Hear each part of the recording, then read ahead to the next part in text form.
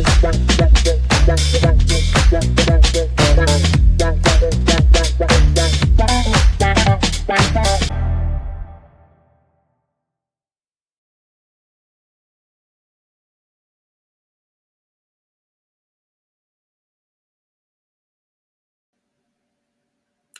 everybody. Welcome to Crime Review. I am Rockwave, and just wanted to let you know that this video is for educational purposes only and should not be taken as fact on anything that I am mentioning about this case.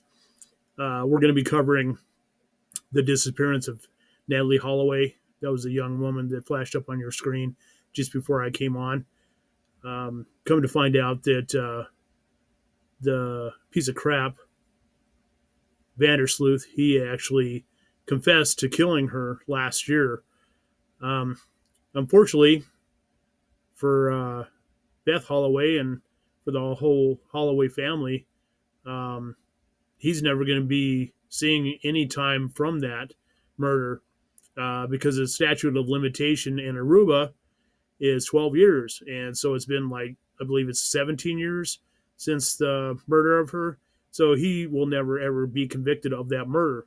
So I think he planned that out just perfect. And he probably knew the law and waited out his time to actually confess that. But he was actually tried in the United States because I guess he was trying to extort I think it was like $250,000 from Beth Holloway in order to give her information as to where Natalee was. And somehow or another, I guess they found out where he was and they busted him and brought him to the United States and charged him with that. Um, I guess it was wire fraud and some other things. But yeah, unfortunately, he's never going to see any time from that. I that disgusts me. It really does. But I mean, I guess it is what it is. The laws are the way they are, and the United States has no jurisdiction over Aruba. They have their own government and everything. But, I just kind of wonder, and this is just my curiosity or just questioning this, um, that Aruba is like really one of the highest areas for sex trafficking, I think maybe in the world or maybe in that region. And I don't think, I mean, correct me if I'm wrong, I'll take it.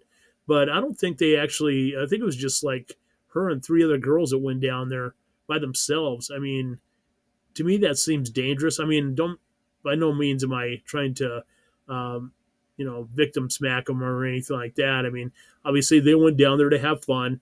They didn't suspect anything like this was going to happen. But, I mean, unfortunately, there's scum everywhere. And I was just, I kind of, had another theory too, before he actually admitted to killing her, which I don't really believe his story anyway. I think he's a pathological liar. He would basically say anything to, um, get the notoriety probably. I know he was actually convicted. I don't know if he did any jail time actually in Aruba for killing another girl. And so, I mean, the possibility is there, but I always kind of thought that when she disappeared, that uh, right away my thought went to sex trafficking because she's a very attractive girl. She had blonde hair. I think she had blue eyes, but I'm not 100% sure.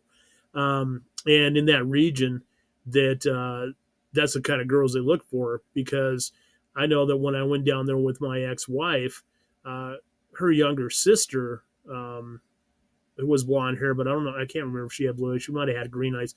But anyway, we had to keep an eye on her because of the fact is that because we were in um, Cancun, and then I think it was in Chichen Itza, which is I think pretty close to Aruba, but I'm not 100% sure.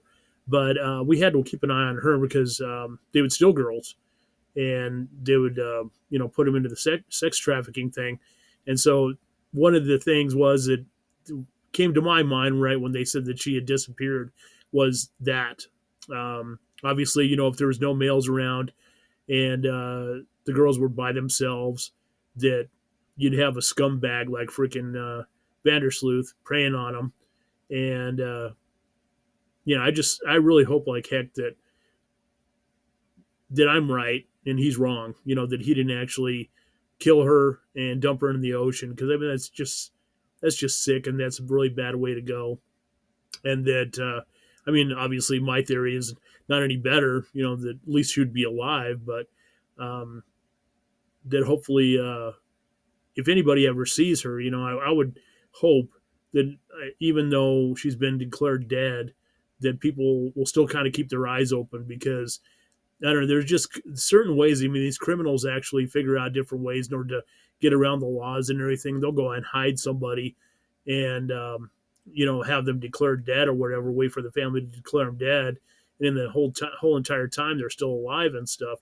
I mean, that's just speculation. I mean, I've never actually heard of a story like that, but you know, to me, it's possibilities are there because these criminals. They know how to bypass the law, so it wouldn't put past me. Anyway, that's enough of me ranting. So hopefully everybody liked this content, and let's keep on thinking about Natalee Holloway and feel keep her in our minds, keep her in our hearts, and everything. And we'll see you on the next one.